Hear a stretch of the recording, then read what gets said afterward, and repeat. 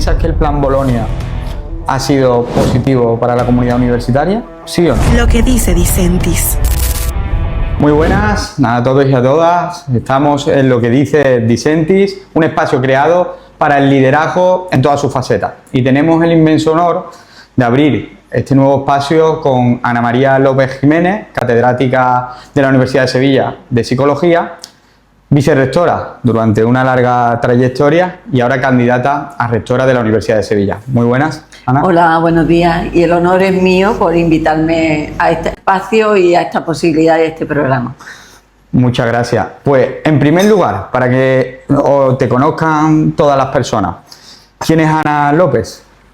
Bueno, pues Ana López es una persona muy comprometida que hizo psicología en la Universidad de Sevilla, que entró desde muy pronto en investigación. Ya en segundo de la carrera quise conocer e implicarme en las distintas líneas de investigación que se desarrollaban en mi facultad. Desarrollé una amplia carrera investigadora, también de transferencia, y también desde el principio que acabé la carrera y me incorporé a la facultad, también he participado en la gestión a través de órganos colegiados, en la Junta de Facultad, en las comisiones delegadas, he sido claustral, asumiendo distintas responsabilidades siempre en torno al bienestar de las personas de la comunidad universitaria, pero también de la sociedad en general a través de la cooperación internacional al desarrollo, de la solidaridad, del voluntariado, y también he asumido durante un tiempo cortito, pero muy significativo, porque fue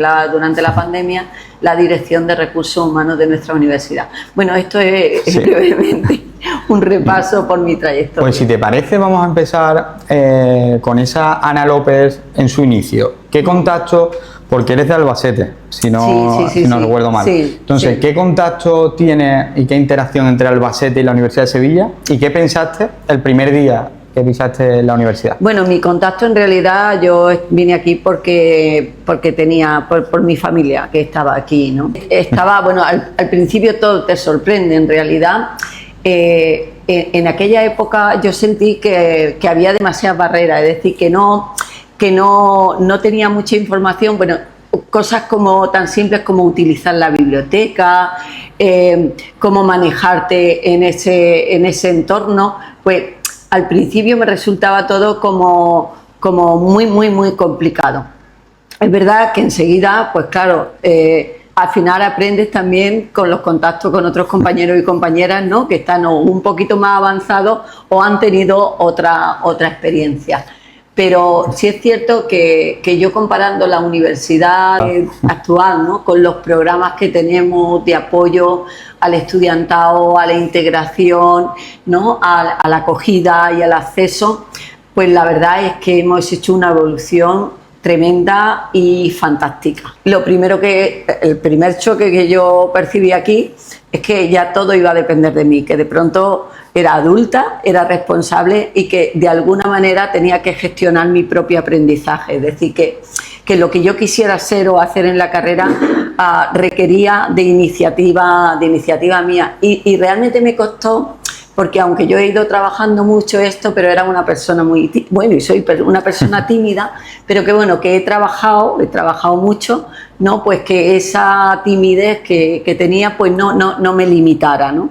Pero de pronto comprendí que empezaba a ser o tenía que ser ya muy activa en la construcción de mi futuro. Y eso me impactó al principio, me creó mucha la responsabilidad, duda, ¿no? Y hablas en tu segundo año, inclusive te llamó la investigación. ¿Quién es la principal persona que te motivó a esta labor investigadora? Si existe, si hay, o fue de iniciativa propia. La verdad es que inicialmente me interesó la psicología social, pero luego me impactó mucho las personas que había en el profesorado de metodología científica, de herramientas, de análisis de datos. Me impactó porque me abría un mundo de posibilidades que eran compatibles con todos los ámbitos de la psicología, ¿no? Entonces directamente contacté con el profesorado de ese área, pues con Rafael Moreno, que para mí ha sido un referente y sigue siéndolo y es mi amigo, aunque ya está jubilado, con Carlos Camacho, es decir, con profesores que realmente me abrieron un mundo de posibilidades muy ligada a la investigación, pero también a la ciencia, y eso era algo que a mí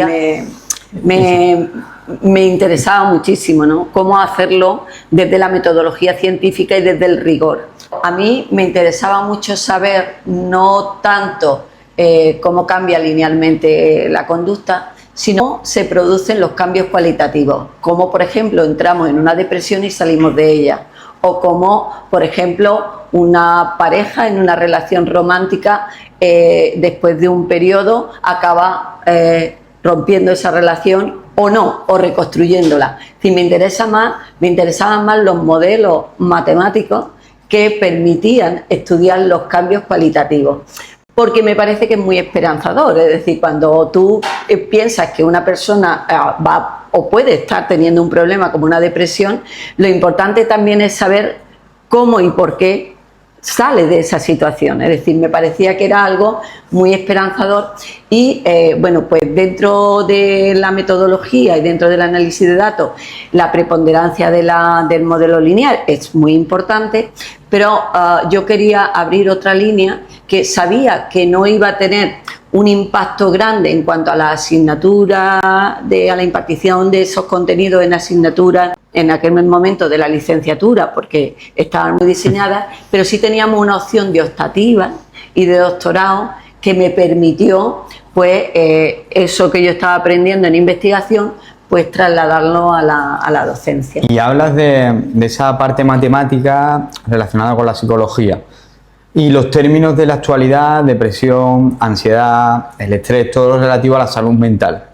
¿Consideras entonces que hay un componente matemático en todas las interacciones sociales y todas las cuestiones relacionadas con la psicología y la salud mental? La psicología incorpora las matemáticas, como otras muchas ciencias, para el estudio de la conducta, y claro que es muy importante porque nos ayuda a entender, primero porque nos permite incorporar los datos de muy diverso tipo, no solamente datos cuantitativos, sino datos cualitativos, y analizando esos datos y viendo la evolución, que es complejo, que la conducta es compleja, es decir, pero quizás, sí, bueno, a lo mejor un poco más compleja, pero también es complejo estudiar cualquier otro ámbito, por ejemplo en la materia, es decir, pero que la psicología incorporó pronto los modelos matemáticos para el estudio de la conducta. Y la salud mental, que es un tema de rigurosa, sobre todo actualidad y el uso, ¿consideras que se está utilizando bien la terminología de salud mental? Porque la eterna crítica o debate actual es que la salud mental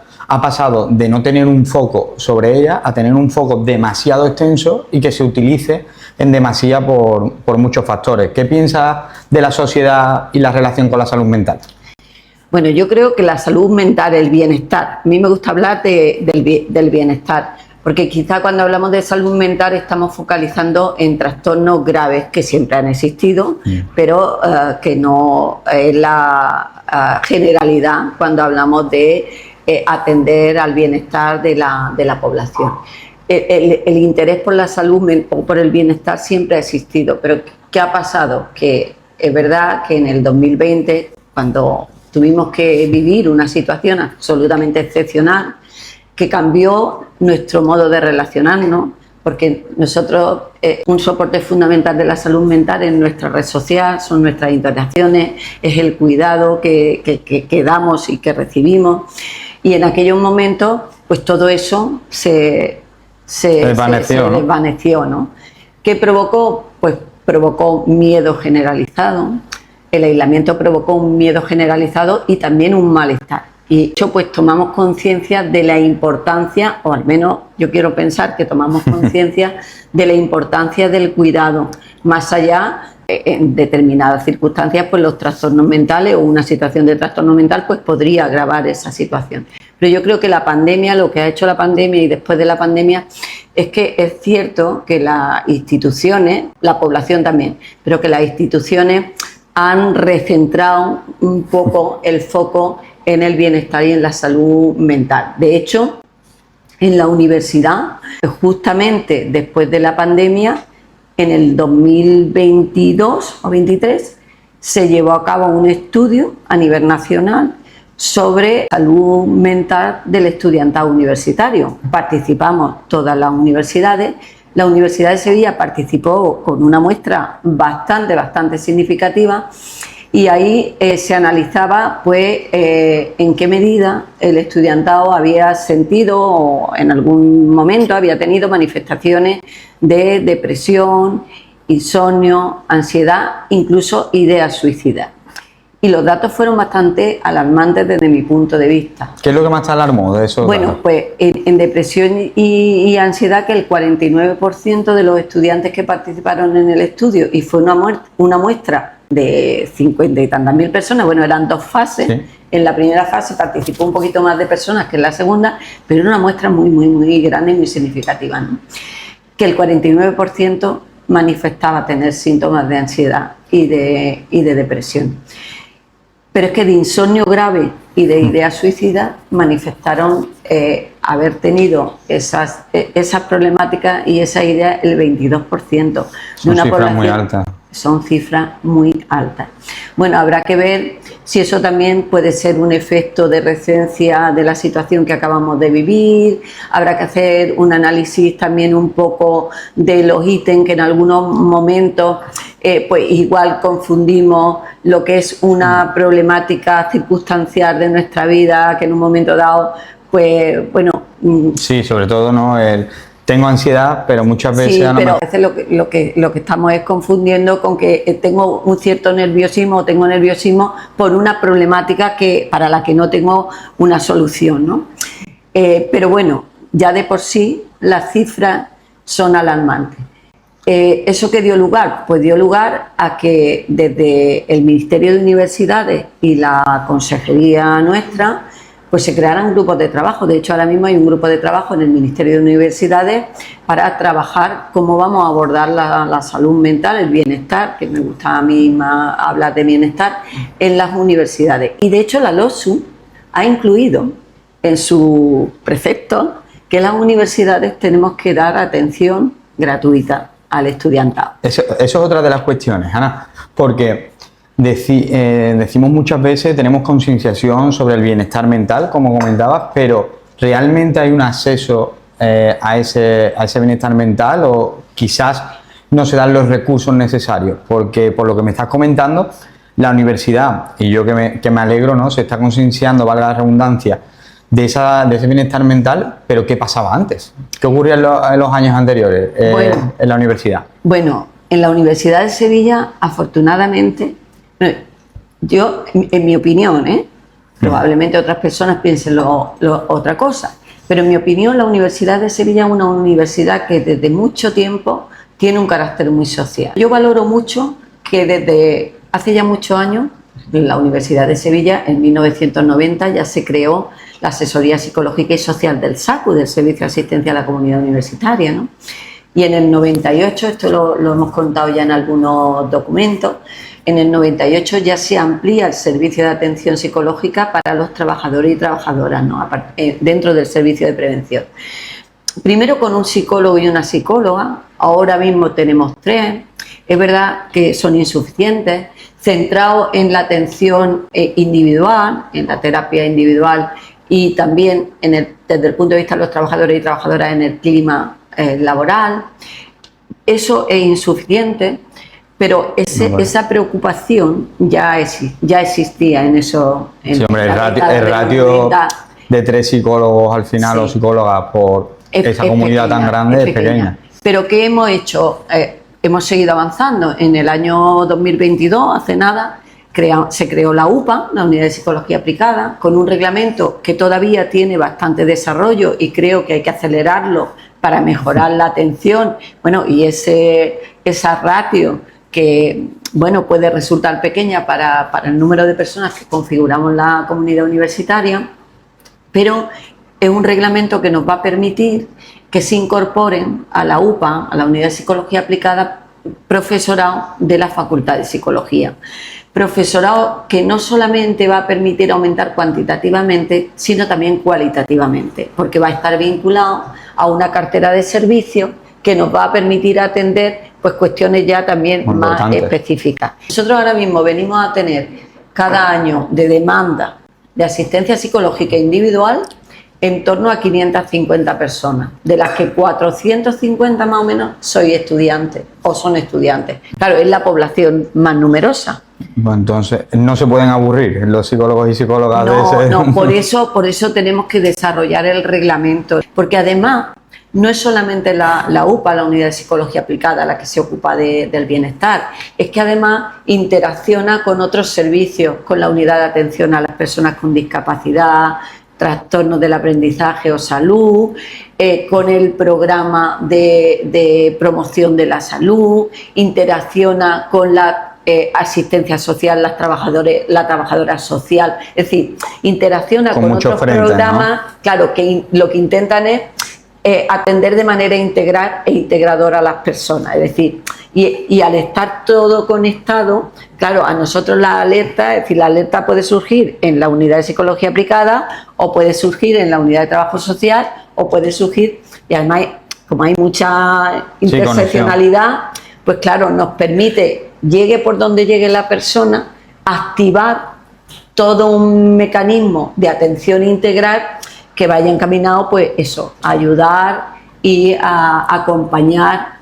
Y hablabas de las situaciones complicadas que nos vemos todo el mundo, ¿eh? Hombre, que la vida es así. Es así, además hay que naturalizar también un poco. Hay que naturalizarlo y hay que eliminar el estigma que está asociado a, a las dificultades que tenemos en la vida. Sí, y hablabas de discapacidad, y eso sí que es verdad que la Universidad de Sevilla, según Universia y los distintos rankings, ¿no? Estamos entre las primeras, si no es la primera, en relación a la discapacidad. ¿Y qué evolución y qué, sobre todo, qué pertenencia tiene la Universidad de Sevilla con las personas con discapacidad, ya que es un colectivo al final que ha sido muy perjudicado en el acceso a una universidad como puede ser la universidad pública, que es para todos, ¿no? Nosotros ahora mismo estamos en torno a 1000 estudiantes. 1000. Nosotros hemos casi triplicado, desde el 2012, casi hemos triplicado el número de estudiantes con discapacidad que estudian en la universidad. ¿Y piensan que han sido abandonados durante muchos años?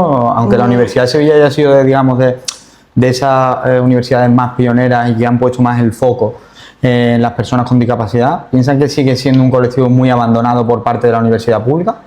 Yo pienso que es la evolución de la propia sociedad. Es decir, yo pienso que, durante mucho tiempo, pues las personas con discapacidad, es que el porcentaje de personas con discapacidad que terminan el bachillerato o que van es muy, muy pequeño. Por lo tanto, si ya consideramos que hay una disminución muy importante, porque no se considera que las personas con discapacidad puedan, o no se consideraban, ¿no? Porque yo creo que aquí las universidades públicas hemos evolucionado, o no solamente hemos evolucionado de manera reactiva, yo creo que las universidades públicas, al menos ciertas universidades públicas, hemos sido un tractor, hemos tirado de la sociedad, porque hemos, incluso adelantándonos a normativas, ya hemos puesto en marcha programas en el sentido de la máxima inclusión y la máxima integración. Y la Universidad de Sevilla ha sido una de esas universidades. La unidad de atención a la diversidad, en nuestro caso, también data de los años 90 del siglo pasado. Aunque la unidad, digamos, como estructura, se crea en 2008, cuando modificamos los estatutos, en fin, y de alguna manera se incluyen las normativas que regulan, pues... Es coincidente con la legislación, al final. Es coincidente con la LOMLOE, ¿no? Y con ya, de alguna manera, el posicionamiento a nivel normativo y a nivel legal de que las universidades teníamos que pues ser un referente en inclusión.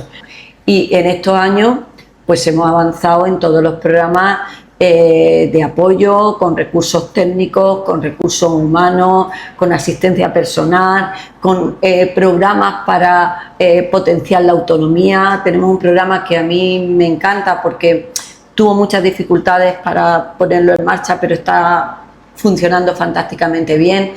Un programa de vivienda inclusiva. Nosotros tenemos un programa en el que conviven estudiantes con y sin discapacidad. No. Es un programa. Este es un programa. La Universidad de Sevilla tiene contratados apartamentos de ABRA, de la Agencia de la Vivienda y Rehabilitación de Andalucía. Son apartamentos que están en Matacarriazo y que nosotros, esos apartamentos, lo que hacemos es que a través de una convocatoria los ofrecemos a los estudiantes con discapacidad para que convivan con estudiantes, con sus iguales sin discapacidad y le apoyen en la autonomía.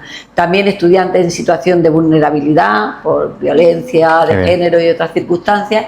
Y lo que nos gustaría es tener muchas más viviendas. Sí, es que de hecho en 2013, estuve leyendo una entrevista en la que decías que el programa relacionado con el rectorado se podía cumplir, pero siempre se hacía encaje de bolillos porque en infraestructura seguíamos un poco a la cola, ¿no?, de poder llevar a cabo o consolidar una serie de programas que teníamos ese talento, teníamos esas ideas, pero siempre el foco lo ponías en la infraestructura, ¿no? Bueno, es que lo principal para avanzar en inclusión yo creo que es que avancemos en accesibilidad tanto física como cognitiva y social. Es decir, yo creo que avanzar en integración significa que las personas con discapacidad no necesiten recurrir, o buena parte de las personas con discapacidad no necesiten recurrir a ayudas especiales, sino que el entorno sea lo suficientemente accesible como para que pues las personas puedan desarrollar su actividad como cualquier otra. Pero eso es muy difícil en determinados tipos de discapacidad y en determinados entornos. El compromiso de esta universidad, yo eso lo tengo que decir, tanto de la infraestructura como de todos los servicios que tienen que ver con la accesibilidad física, es que cada vez que tenemos un problema hemos reaccionado de la mejor manera posible, sabiendo las limitaciones que el edificio tenía, pero hemos reaccionado para resolverlo. Y ahora tenemos el reto de la cognitiva. También tenemos que avanzar en accesibilidad cognitiva. Y eso ya no solo afecta al edificio físico, eso afecta también a las redes, a las páginas web, eso afecta a toda la comunidad. A toda la comunidad, ¿no? Y ahí también estamos avanzando, porque además tenemos que tener en cuenta que todas las personas en algún momento de nuestra vida, sobre todo cuando vamos cumpliendo años, podemos tener un problema. No, además, está a la orden del día y ya no solo por edad, sino también en todos los aspectos, ¿no? Sí. ¿Y cuál ha sido el principal impedimento que te ha llamado la atención, aparte de lo que hemos hablado, de las infraestructuras, cuando te has sentado en la mesa a hablar sobre inclusión y sobre todo los colectivos en riesgo de exclusión, valga la redundancia? ¿Cuál es el principal impedimento que te ha generado ese motor para seguir luchando por esa comunidad? Por una parte, yo creo que el motor que me ha impulsado, bueno, yo soy una persona que los retos me motivan, y sobre todo los retos sociales. Entonces, es verdad que a lo largo de estos años hemos tenido dificultades. Una dificultad que tenemos, no la universidad, sino como sociedad, muchas veces la incomprensión, ¿no?, en relación... Ponernos en el lugar del otro, ¿no? Sí, bueno, lo que llamamos empatía, que en realidad muchas veces ponernos en el lugar del otro es muy difícil decir, bueno, pero ¿cómo se hace? Pero simplemente valorar que las preocupaciones del otro son importantes para el otro. El problema creo que es muchas veces todavía trabajar para eliminar el estigma en relación a la discapacidad. Y bueno, luego tenemos otros problemas más... que, hombre, la discapacidad necesita inversión y a veces pues la inversión... ¿Y por qué no se invierte, Ana? Creo que es que no tenemos una buena evaluación de las necesidades. La inversión en las universidades en discapacidad, no la inversión propia, la inversión también y las transferencias, de alguna manera está muy estancada, y yo creo que porque quizá hemos pensado que los perfiles de discapacidad no han ido cambiando a lo largo de los años. Nosotros necesitamos más fondos, es para aquellas personas que tienen unos perfiles de discapacidad que afectan y que necesitan intervenir sobre todo el entorno. Entonces, esos perfiles que necesitan otros apoyos que tienen que ver con los recursos humanos, yo creo que no están suficientemente bien valorados por la administración. Sí, digamos que es un gasto que todavía no está del todo en la mesa, ¿no?, de las personas que establecen su presupuesto. Hemos hablado y hemos hecho un resumen de Ana, sobre todo cuando empezó en la universidad, cuando empezó con la investigación. Vamos a centrarnos en cuando empiezas como vicerrectora, ¿no?, o empieza, digamos, tu relación con el rectorado. ¿Por qué viene esa llamada o esa, digamos, sumarte a ese equipo? Y sobre todo, ¿qué es lo que te encuentras? ¿Qué tipo de universidad te encuentras en tus primeros años? Yo lo que me encontré, bueno, dentro del equipo es apoyo total en todos los aspectos, ¿no? Porque yo de alguna manera entraba, había muchas personas que ya habían estado en el equipo anterior, pero yo no había estado en ningún equipo y lo que me encontré fue mucho apoyo y lo que me encontré fue personas muy comprometidas con el bienestar de la comunidad universitaria y me he encontrado siempre, yo tengo que decir que en el ámbito en el que yo he trabajado, yo he tenido el apoyo tanto de Antonio como de Miguel Ángel, es decir, yo he tenido el apoyo, han confiado en mí, han confiado en los programas, en los proyectos y me han apoyado. Es verdad que a veces pues tenemos las limitaciones que tenemos, económicas, de presupuesto, de gestión muchas veces. Sí, la eterna burocracia, ¿no? Que muchas veces... yo he sentido el apoyo tanto en los proyectos de igualdad, en los planes de igualdad. En el año 2013, por primera vez, fuimos de las 6 primeras universidades que generamos un protocolo de prevención del acoso. Siempre he tenido el apoyo y en los programas de conciliación que hemos avanzado, que queda mucho por hacer, pero que hemos avanzado. Uno de los retos que tuvimos en el 2012 es generalizar, primero generalizar todos los programas de atención a toda la comunidad universitaria. Algunos estaban centrados en estudiantes, pero no trabajábamos el PDI y el PTGAS, y otros estaban centrados en el PDI y en el PTGAS, pero no a los estudiantes. Muchos estudiantes que comparten trabajo, estudios, estudiantes deportistas, estudiantes que hacen otras actividades, es decir, estudiantes que son cuidadores de sus familiares, de sus padres, de sus madres, es decir, que el concepto de conciliación estaba, y los programas estaban muy centrados en una parte de la comunidad y no en otra. Y ahí, bueno, lo que hicimos, el reto que teníamos era generalizarlo. Y desde entonces pues hemos ido avanzando. El camino siempre está por caminar, por construir, pero yo creo que el punto de partida no es malo. Y yo lo que sí tengo que decir es que he tenido el apoyo, el respeto de mis compañeros y mis compañeras del equipo y de los rectores que también han confiado en mí, ¿vale? Y hablas de igualdad, un concepto que también, porque has sido una de las personas referentes en la igualdad y sobre todo todos los derechos que ya hemos hablado de la inclusión, los servicios sociales. ¿Piensas que la Universidad de Sevilla o las universidades públicas en su conjunto, por no personalizar, siguen siendo machistas? Bueno, yo pienso que las universidades somos parte de la sociedad. Nosotros no somos un sistema cerrado en el que las fronteras estemos aislados. Es decir, nosotros somos un reflejo de lo que ocurre en la sociedad. Sin embargo, yo sí pienso que la universidad es un entorno protector, es un entorno en el que hemos avanzado más que quizás en otros ámbitos de la sociedad. Por muchas razones, por nuestro compromiso intelectual, por nuestro compromiso con la normativa, por nuestro compromiso con avanzar en igualdad de oportunidades, en igualdad de género, en igualdad por cualquiera de las cuestiones que nos pueden afectar como personas. No digo que no tengamos problemas, no digo que no tengamos problemas de machismo, ¿no? Que no tengamos problemas de brecha, claro que seguimos teniendo brecha. Si no tuviéramos brecha y hubiéramos alcanzado la igualdad real, pues no tendríamos que tener medidas, no tendríamos que tener planes, no tendríamos que...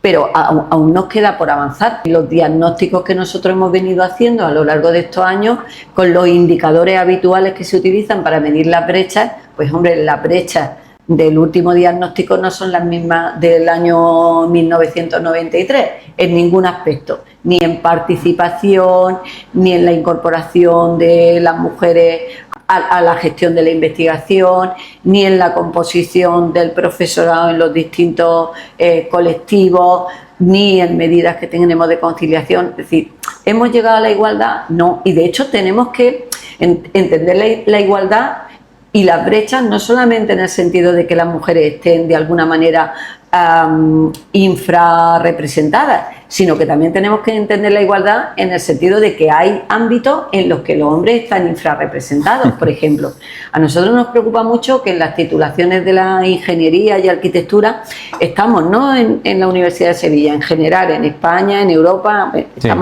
estamos en un punto en el que no conseguimos elevar el porcentaje de mujeres que realizan estudios de ingeniería y arquitectura, ¿no? de la STEM, ahora se ha ampliado STEM, ¿no? Y eso es un problema porque buena parte de las oportunidades de trabajo van a estar vinculadas. ¿Y por qué? ¿Y por qué, Ana? Bueno, pues eso es lo que nos tenemos que preguntar, porque eso no es un problema de la universidad, eso es un problema que tiene que ver con los roles de género y con la interiorización de esos roles de género desde nuestra infancia. Vamos, empieza en la familia y se perpetúa en Pero llama la atención lo que has dicho, ¿no? Sí, que al final pero es curioso que también ocurre al contrario en las titulaciones de ciencias de la salud que están vinculadas al cuidado, y los cuidados se asignan o se atribuyen socialmente a las mujeres. Entonces, si queremos realmente ser una sociedad igualitaria y que el talento de hombres, de mujeres, de todo el mundo, que además se reparte entre todas las personas, pues nos permita resolver los problemas que tenemos como sociedad, tenemos que reducir las brechas, que los hombres también se incorporen a las titulaciones de salud, que han estado, pues bueno, en esa segmentación. Sí, ese trabajo, rol no asignado, ¿no? Por la sociedad. Y ese rol asignado a las mujeres, y las mujeres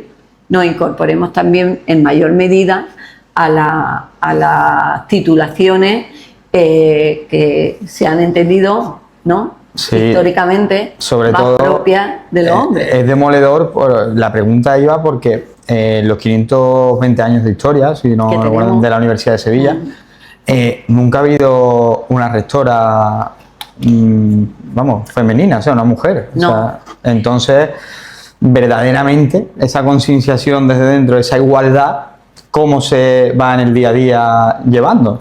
Bueno, el hecho, yo creo que eso va a ir cambiando, y de hecho ya está cambiando en todas las universidades. Bueno, de hecho, ahora mismo no somos candidatas todavía, precandidatas sí, pero ahora mismo 4 mujeres nos hemos, digamos, postulado como precandidatas al rectorado de la Universidad de Sevilla. Bueno, lo que ha pasado hasta ahora es que también había una limitación para poder ser candidato o candidata a los rectorados. Hasta ahora solo la LOSU eso lo elimina, pero solo podían ser candidatos a rectorado o rectores y rectoras catedráticos o catedráticas de universidad.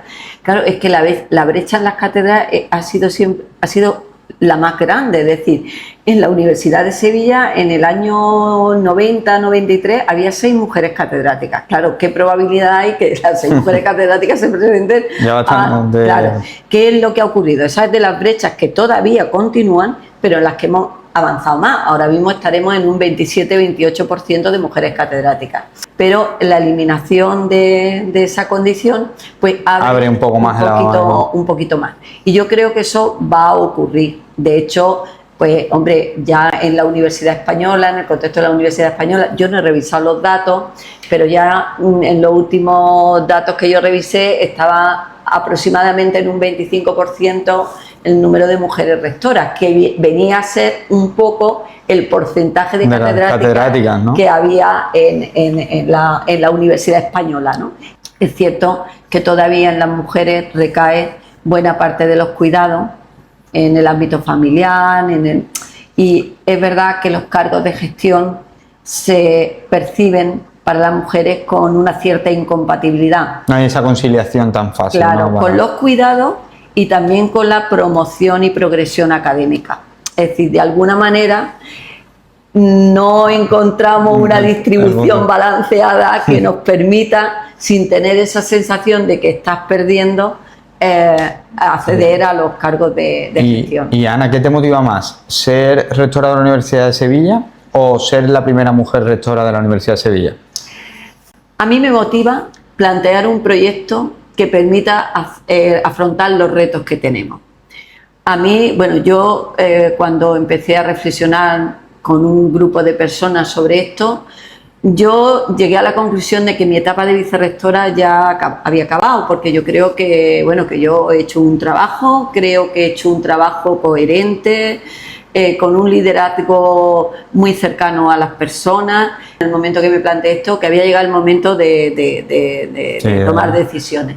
Y tenía claro que no iba a seguir como vicerrectora, sino que volvería a dar clase y a investigar y a hacer la actividad normal como PDI, ¿no? Pero sí es cierto que, a mí durante todos estos años, pues claro, yo he tenido un conocimiento en profundidad de la universidad, de los retos tanto del presente y de los problemas del presente y del futuro. Sí he ido reflexionando y he reflexionado con un grupo de personas que me han acompañado durante todo este proceso y lo que me planteé, yo tengo ahora mismo dos alternativas, al menos yo me lo planteé en términos de esas dos alternativas. Y me miré a mí misma en relación a qué propuesta haría yo para avanzar o para intentar que la universidad del futuro, de los próximos años, avance en el sentido que yo creo, en los retos, que no creo yo, que es que son retos, algunos retos están bien planteados a nivel nacional, otros a nivel autonómico, retos de la propia Universidad de Sevilla. Y la verdad es que me sentí ilusionada, me sentí apoyada, me sentí con ganas de iniciar este camino.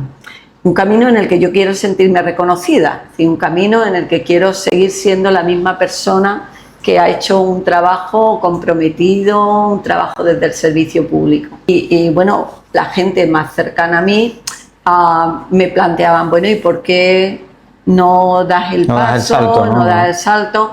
La verdad es que yo tardé mucho tiempo reflexionando, tardé mucho tiempo en decidirlo, pues porque es una responsabilidad muy grande. No lo veías claro desde el inicio, ¿no? Yo no soy muy de tomar decisiones poco reflexivas, sí, ¿no? Y no soy muy impulsiva, no me dejo llevar porque tenga un grupo de personas que piensen que puedo ser un referente, porque obviamente aquí es muy importante la persona que encabeza, pero ninguna persona que encabece un proyecto como este puede llevarlo a cabo si no tiene detrás un equipo, y además un equipo que comparta una visión. Y a mí me preocupa mucho, pues eso, que el equipo también comparta la visión de liderazgo, la visión de servicio, la visión de cercanía, la visión de hacer las cosas de una manera un poquito más participativa, avanzar un poco en la participación real, en fin. Sí. Entonces, pues después de poner en una balanza muchísimas cosas, pues tomé la decisión. Y lo que llama más la atención de estas elecciones es que hay varios compañeros que compartíais labores en el rectorado que sois candidatos. ¿Eso nace fruto de una discrepancia, digamos, entre las principales personas de que queréis una universidad distinta, o verdaderamente ha salido de forma natural porque cada uno... Yo creo que ha salido de una forma absolutamente natural y absolutamente sin ninguna discrepancia. Yo soy amiga de mi amiga, de mi amigo y la verdad es que no.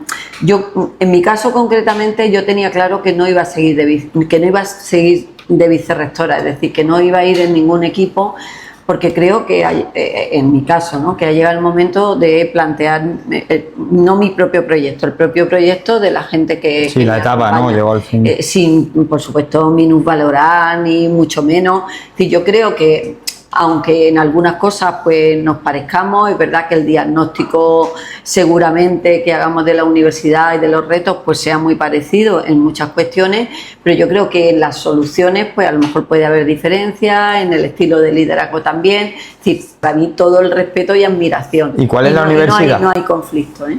¿Y cuál es la universidad? ¿Qué quiere Ana? ¿Cuál es lo que tú piensas que es la Universidad de Sevilla que tenemos que tener en unos años? Bueno, pues yo creo que tiene que ser una universidad mucho más moderna, mucho más participativa, en donde construyamos desde toda la responsabilidad. Es decir, las universidades tenemos la gran ventaja de autogobernarnos, es decir, de tomar nuestras propias decisiones. pero esas decisiones tenemos que avanzar a esa, digamos, participación formal. Toda la comunidad universitaria participa de las decisiones en los órganos, pero yo creo que tenemos que avanzar hacia una participación real.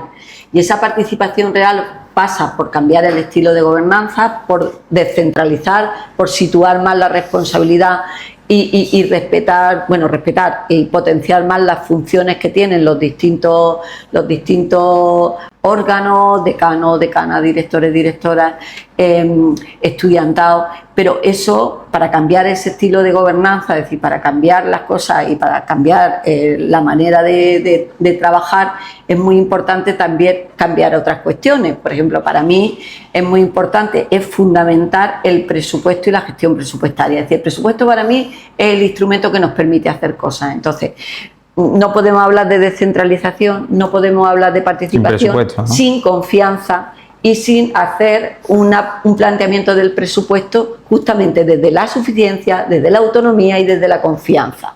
Entonces, cuando hablamos de la universidad y de la gobernanza, pues tenemos que hacer ese planteamiento de los instrumentos, del estilo, pero también de los instrumentos. Tenemos que resituar la docencia. Para nosotros la docencia y el estudiantado es nuestra razón de ser. Si no tuviéramos estudiantes no seríamos universidad, seríamos otra cosa. Eso lo decimos todos, pero es que es verdad. Entonces tenemos que resituar la docencia, darle la importancia que tiene, valorar al profesorado, valorar y plantear una formación integral para el estudiantado en competencias de sus títulos y potenciar esas competencias, pero también competencias transversales, como por ejemplo, pues eso, la capacidad de debatir, de resolver un conflicto, de generar el día a día, ¿no?, que se encuentra. Al final hay una competencia brutal. Entonces nosotros todo eso tenemos que promover también la participación del estudiantado en proyectos, es decir, tenemos que simplificar toda la burocracia en relación a la gestión de la docencia, acompañando al profesorado, dándole estabilidad, reduciendo la precariedad y todo eso. Pero es que en investigación hemos avanzado mucho, pero tenemos que simplificarla, descargarla, apoyar a las personas que lideran proyectos, apoyar la investigación en todas las ramas del conocimiento. Sabemos que todos los conocimientos son importantes, desde el conocimiento filosófico, humanístico, las ciencias, la ingeniería, la cultura, y la Universidad de Sevilla tiene que apoyar todo eso. Tenemos que ser competitivos y captar fondos, pero tenemos que apoyar a la base, tenemos que apoyar al doctorado. Totalmente. Tenemos que avanzar en servicio a la comunidad, es decir, una universidad que, partiendo de donde estamos, que en algunos aspectos es un punto de partida muy bueno, pero tenemos que seguir avanzando a una universidad también mucho más dinámica, más creativa. La investigación. ¿Por qué hay tanta fuga de cerebro? ¿Se puede vivir dignamente siendo investigador de la Universidad de Sevilla? Vamos a ver, desde mi punto de vista, yo he vivido dignamente, pero es cierto que la carrera investigadora y la carrera académica en estos años ha tenido un cierto enlentecimiento. Cuando empezamos nosotros, la estabilidad se alcanzaba muy pronto, con lo cual también de alguna manera te permitía tener certidumbre en tus proyectos vitales. ¿Qué ha pasado? Que ahora mismo, simplemente si miramos los datos, la estabilidad en el empleo en la universidad se alcanza a los 40 años.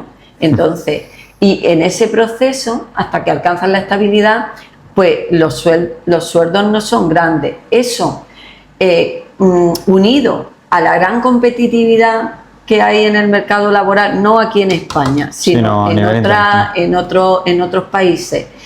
Y la gran demanda también es que los estudiantes universitarios de la Universidad de Sevilla no tienen problemas en otros países, en muchas de los ámbitos para encontrar trabajo. Y enseguida pues cambia su situación su paradigma laboral. Que tienen que salir un poco, ¿no?, de lo que es la capacidad de docencia, porque es lo que comentabas, con 40 años, claro, si alcanzas tu cenit, por así decirlo, a nivel de sueldo, ¿qué tipo de...? Y claro, el problema también es que hay costes absolutamente necesarios para empezar a tener una vida autónoma e independiente, como el coste de la vivienda, que ahora mismo es que es casi inalcanzable. Con lo cual, bueno, pues el proceso de adultez que antes se alcanzaba, pues ahora ya se está retrasando. ¿Por qué? Porque no nos podemos independizar, porque no podemos... Sí, es que ahora mismo las dificultades para construir ese proyecto más complejo adulto y ese proyecto vital, pues es complejo. Los estudiantes, que para ti son de las partes o de las piezas fundamentales de la universidad, pero ¿por qué existe esa desconexión entre los estudiantes, la universidad, la gestión? No solo se ve en el voto de los últimos años, sino también que la comunidad de universitarios es de las más críticas feroces que realiza, es que hay una desconexión total entre esa gestión y ellos mismos. ¿Por qué lo piensas que hay ese...?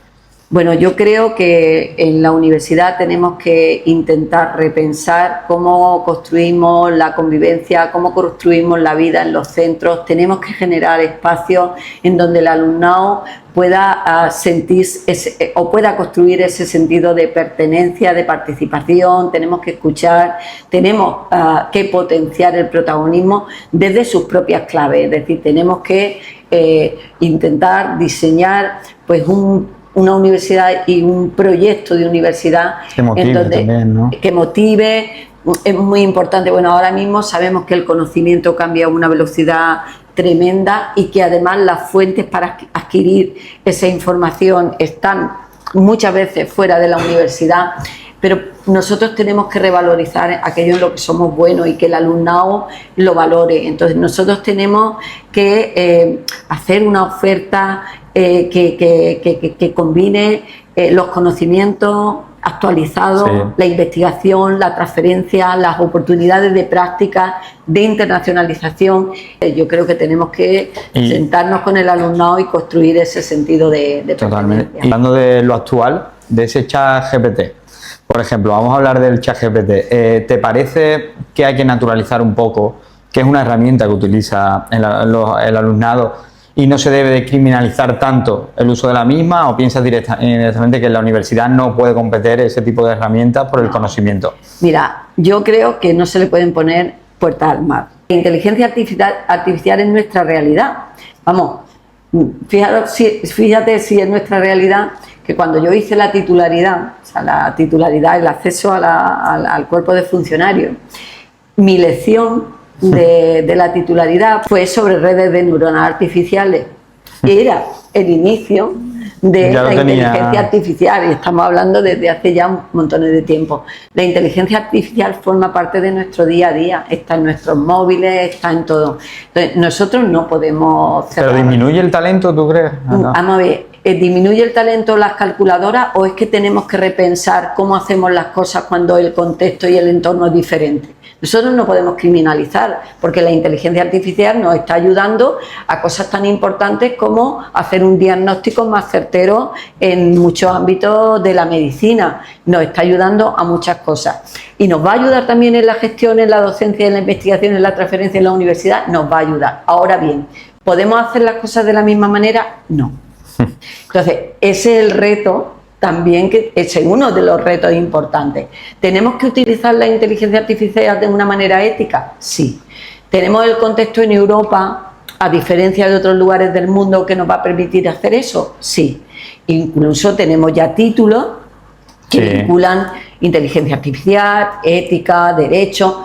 Yo creo que estamos en una buena situación. Ahora bien, es el reto de avanzar sabiendo que tenemos una herramienta que, bueno, que puede cambiar un poco la manera, o un poco o mucho, la manera de hacer las cosas. Y en todos estos años... Y pienso una cosa, cuanto más inteligencia artificial tengamos, más necesidad tenemos de pensar, ¿eh? Sí, claro, pues hay que filtrar, ¿no? Digamos, hay que filtrar, hay que analizar, hay que alimentar, hay que tener muchísimo más conocimiento a la hora. Lo que no podemos ser es sujetos pasivos de lo que recibimos. Sí. A lo largo de tu trayectoria en el vicerrectorado o en el equipo, has trabajado proyectos, se me viene a la cabeza el proyecto Contigo, de discapacidad, también el proyecto que lleva 30 años de que alumnos conviven con personas de tercera edad para que ese acceso gratuito, ¿no?, a la vivienda cuando están estudiando en la Universidad de Sevilla. También hablabas en un premio que recibiste de profesionalidad y compromiso en 2013 de que había un gran problema de la exclusión en relación a lo infantil, a la pobreza y esa brecha que existía de acceso. De todo lo que has trabajado durante estos últimos años, sé que es complicado, pero ¿cuál es el proyecto que más impacto y más consideras que has dicho, pues Ana, aquí verdaderamente va de la mano a lo que pensabas y sobre todo ha tenido el impacto que creías? Pues, ¿no? Bueno, para mí todos los proyectos han sido una ilusión tremenda porque creo que han cambiado la vida de personas. Pero, por ejemplo, el programa de convivencia con personas mayores, familias monoparentales y personas con discapacidad, en estos años ha hecho que más de 1000 estudiantes hayan podido estudiar en la universidad. Que si no, no hubieran podido estudiar aquí porque no tenían recursos económicos o no era suficiente el recurso económico que tenían de las becas del Ministerio, de las becas de la Junta de Andalucía, para poder vivir en la Universidad de Sevilla. ¿Son pocos estudiantes? Para mí son estudiantes que han cambiado su vida y que han podido construir su proyecto en la Universidad de Sevilla. Y luego hay otro proyecto que a mí me encanta, que ayer en el Canal Sur hicieron un reportaje y que también ha sido una apuesta por la inclusión desde la más tierna infancia. Nosotros, una de las medidas, uno de los programas de conciliación que tenemos es que tenemos 3 escuelas infantiles, es decir, antiguamente guardería, ahora escuelas infantiles, de 0 a 3 años. Es decir, nosotros tenemos escuelas en donde los hijos e hijas de la comunidad universitaria, estudiantado, PDI, PTGA, pero también los nietos y nietas, y cuando nos quedan plazas, todas las personas de Sevilla que quieran venir a nuestras escuelas, bueno, pues nosotros en el año 2015 empezamos a recibir en las escuelas infantiles menores, ojo, de 0 a 3 años, menores, bebés, que tenían o bien ya discapacidades diagnosticadas o bien tenían problemas de desarrollo.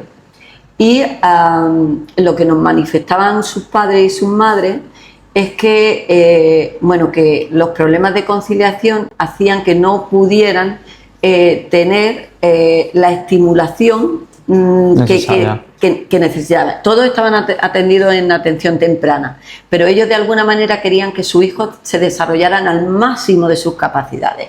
Entonces, claro, los problemas de conciliación, las clases, tal, muchas veces limitaba eso. Entonces, ¿qué hicimos? Pues hacer que en la guardería hubiera un programa de estimulación de las capacidades desde los 0 años. Y bueno, es un programa que está funcionando fantásticamente bien. Ahí contamos con el apoyo de profesorado de enfermería, fisioterapia y podología, que son expertos o expertas en atención temprana. Entonces, ese programa para mí ha sido, con todas las dificultades que tuvo en su momento para ponerlo en marcha, pero es fundamental porque le va a cambiar la vida a niños y niñas que van con el apoyo, con la atención temprana de su centro de atención temprana, con el apoyo que reciben en la guardería, pues seguramente su vida va a ser muy diferente a la que tendrían si no tuvieran ese apoyo adicional. Totalmente necesario. Y los padres y las madres, bueno, pues tienen esa seguridad de que sus hijos van a tener las herramientas, ¿no? Van a llegar al máximo de su potencial de desarrollo. Y por cerrar un poco, Ana, que la verdad que está siendo magnífico el tiempo que estoy pasando contigo charlando, hay 2 cuestiones que se tiene que decir, ¿no? Que son, en primera, ¿piensas que el plan Bolonia ha sido positivo para la comunidad universitaria? ¿Sí o no? Bueno, yo creo que si se hubiera implantado desde la filosofía que se diseñó, pues sí, pero ahora mismo creo que no. Vale. Y las redes, has hablado de los jóvenes, pero las redes sociales, ¿qué papel desempeñan? Sobre todo porque en la evolución a lo largo de tu trayectoria, a lo mejor no has tenido esa utilización de redes, pero a día de hoy, ¿qué importancia le das al uso de las redes sociales y la interacción con los jóvenes? Cuando yo era joven como vosotros, ¿dónde nos conectábamos? ¿Dónde nos veíamos? Nos veíamos en los bares, nos veíamos en las discotecas, pero ahora hay que estar donde están y tenemos que bueno, pues que conocer las claves y establecer pues un diálogo pero yo creo que las redes como, bueno, pues como la inteligencia artificial y cualquier otra herramienta que ahora mismo, bueno, pues ya forma parte de nuestra vida y tenemos que pues utilizarla de una manera ética, saber los riesgos también, sobre todo en determinados ámbitos en donde nos hemos encontrado en estos últimos años pues un uso de las redes pues no adecuado en el sentido de la discriminación. Tenemos que entender que las redes, que el estar detrás de una pantalla no nos exime del cumplimiento de las normas. Tenemos que hacer un uso ético de las redes, pero las redes forman parte de nuestra vida. De hecho, nos facilitan muchas cosas. Yo que tengo a mis hijos, mi hija fuera, ¿no? Si no fuera por las redes sociales, pues esa sensación de pérdida, de lejanía, ¿no? De vacío. Se conecta, ¿no? Al final, te conecta con tus amigos, con tus amigas, con tus familiares. Y yo creo que a lo largo de todos estos años has luchado por servicios sociales, por igualdad, por la inclusión, por la pobreza infantil, por las brechas, por la discapacidad. De todos ellos, sé que es complicado, pero ¿cuál es la universidad? Sobre todo el primer elemento que vas a trabajar desde cero si consigues ser la rectora de la Universidad de Sevilla. Vamos a trabajar la gobernanza, vamos a trabajar la docencia, resituar la docencia en el centro y vamos a seguir avanzando en los proyectos sociales, en los proyectos de cooperación universitaria al desarrollo que cambian la vida de las personas, en apoyar a los sistemas universitarios de los países en vías de desarrollo que muchas veces miran a su población y miran a los problemas que tienen cuando nosotros vamos allí con proyectos y miramos, ¿no? Ese compromiso hay que seguir trabajándolo. Y la excelencia. Nosotros tenemos que seguir avanzando en excelencia, en la docencia, en la investigación, en la transferencia. No nos podemos olvidar que somos la institución de educación superior, que somos los mayores protagonistas de la investigación en este país y tenemos que seguir avanzando, apoyándola y apoyando a las personas que hacen buena ciencia, buena transferencia y buena docencia. Bueno, Ana, pues te agradezco enormemente que hayas confiado y hayas querido estar en este primer programa de Lo que dice Disentis. Un auténtico honor, un auténtico placer y espero que te lo hayas pasado bien y hayas podido hablar sobre todos los temas que atañen a tu vida, ¿no? Lo he pasado fenomenal. He hablado de una manera absolutamente sincera, como bueno, ha sido espontáneo, no sabía. Sí. Bueno, pues la verdad es que me he sentido muy cómoda y bueno, el honor desde luego es mío que hayáis contado en este programa y cualquier cosilla que podáis necesitar en el futuro, independientemente de donde esté. Sí, pues te lo agradecemos, además la suerte de tener profesionales como tú en la Universidad de Sevilla y que también se visualice toda la labor que lleváis realizando durante muchos años y te deseo la mayor de la suerte para vamos a hacer el camino y luego pues la comunidad universitaria es la que decide de una manera libre y democrática. Pues muchas gracias. Gracias a vosotros.